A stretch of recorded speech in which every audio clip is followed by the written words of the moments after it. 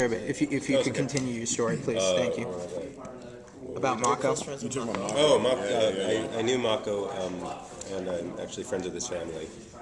So he was actually a touchstone for me when I was thinking about Splinter, because I knew they were talking about making Splinter kind of more vital, younger, more high energy, and I think that Mako had such a vibrant sort of spirit and a real edge to him as well, and I thought that those things would be appropriate. So he was very much in my mind when I auditioned here. Can we hear a little? Oh, we already heard a little bit. I'm sorry. Okay, so Ciro, Nickelodeon especially, we're seeing a lot more edgier type content in cartoons. I mean, I think even Kevin would know that from working on Thundercats. Even it's on Cartoon Network too. And like when you look at Avatar: The Legend of Korra, there's some really heady, sort of dramatic stuff going on there. Can you talk about content-wise? Do you guys get away with a little bit? Could we see someone die in this show? Well, you see someone die in the first episode, which is, we reveal the origin of Shredder and Splinter and all that stuff. So it's the same as it's always been. I don't think I'm giving up any spoilers, but we see the death of Tang Shen, which was Hamato Yoshi's woman. But there's a death. There's, they may not stay dead, but things come and go. In terms of speaking on a bigger level, I'm trying not to push the envelope too hard right now, but I do feel like I'm getting away with a lot as it is. I mean, the thing that Avatar does, you'd be surprised that the things you can't get away with aren't so much things like killing someone as it is like hearing the sound of broken glass. Right. Because apparently the sound of broken glass incites children to break glass. And like run in the streets and just smash windows. So what you do is you use the sound of breaking tile and you're okay. It's very odd. I don't know. I don't get it. I didn't know that. Yeah. That would explain a lot about myself. Yeah, and there's things like, I'll get in trouble for, like they wanted Michelangelo wear a helmet when he was skateboarding, but he's skateboarding on rooftops. So it's like, but he's not wearing helmets. But but that'll. The shell on his back. I think what's important for us is to kind of I think you can have violence level hit a certain point and it's okay as long as it's not gratuitous. Right. If it becomes in line and in vibe with the story and it escalates and heightens it in a dramatic way, where you're not just sticking a knife in but you're twisting it, like you're really kind of getting that storytelling and that pathos across, and the pain and the angst and all that stuff. Again, people really into it. I think then the networks and everybody overlook it because they realize this is good filmmaking. And I'm not into gratuitous content. Me neither. Like, I don't want to see people get torn to shreds. I just they're ninjas, and they have and they carry around dangerous, deadly weapons. So just the intent that someone could get hurt, the intent of there being consequences to actions like that, instead of, I like the old cartoon, but I kind of got tired. It got frustrating that no one ever got hurt, and there weren't really consequences to what would happen. Raph would be like, "Oh no, ninjas," and then he'd take his sign, he'd throw it at a street light. It's quick, under cover of darkness. It's like, I don't know. The 2K3 show, I've watched a little bit of it. I haven't watched all of them, but I got the sense that every time I would go and find a fight scene, they would do the same thing. They would stand there with their arms up, kicking stuff, where they find the right thing to finally use their swords on. I mean, this show, we are constantly using our weapons. I mean, all the footage we saw today. Did you see any footage? No, unfortunately. I was at the pizza party 1 year ago with you guys, and of course I've seen the material on that's been shown on TV. Yeah, we're using they all, with the exception of Raph, they all have bladed weapons from time to time. And the foot are human, right? They're not robots? The foot are human for now, but... Human for now? Eventually you want to chop their heads off. Yeah. Sooner or later. So Kevin, your character on Kung Fu Panda, what's his name? The big ram, the king? Timutai.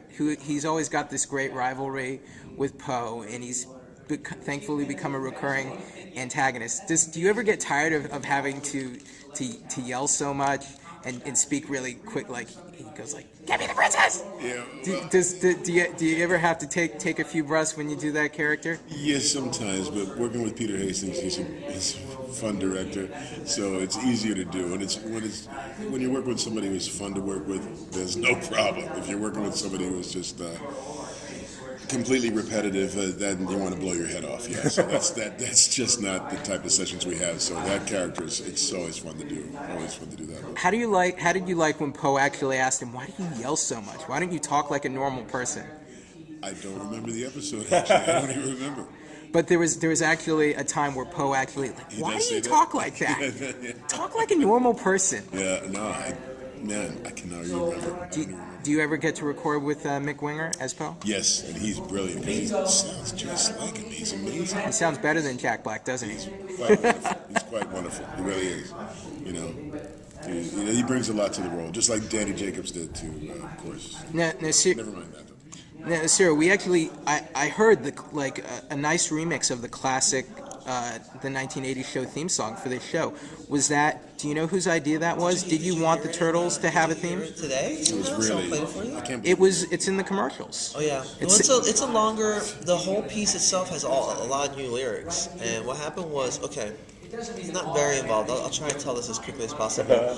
Nick really wanted to get big talent to do the song, right? And by do the song, we mean whatever it took to get the right person to do it. So, could mean new lyrics, could mean whatever. We actually went out to the Beastie Boys first. That was my first pick, and what happened was, the whole Ad Rock thing was going on, where he passed away, or Ad Rock. Who did? One of the Beastie Boys, MCA died, and then He died, throat cancer. So we ended up going out to a lot of different people, and some of them were weird.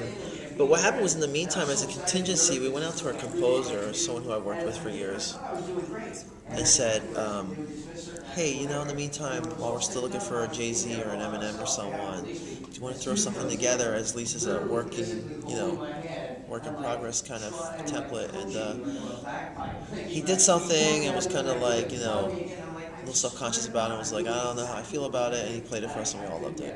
And it kind of stayed there. So it was kind of an accident, a happy accident. It's pretty great. And so it was Sebastian Evans, who's our composer, did the music, and he collaborated with a friend of his named Kilos, the rapper. Kilos. I don't know. And Hoon, who exasperates Splinter the most in this series? Or is he not easily exasperated? Oh, he gets exasperated. I think that because April's a teenager now. Yeah. She's a spunky teenager. because there's a certain amount of challenge that April brings to their relationship, because she doesn't have the same sort of history that the other turtles do. And I'd say the other person that doesn't exasperate him, but I'd say maybe he has a lot of concern about is Leo, because Leo, being the leader, being groomed to be the leader, has a different kind of weight of responsibility that in some ways is shared by someone. A chip on his shoulder. Well, but also as the mentor. Right. Someone that other people are supposed to follow. So I wouldn't say he loses his patience, certainly, from time to time, and that's part of that slightly different take on the character. It's not quite a serene, pool of calmness.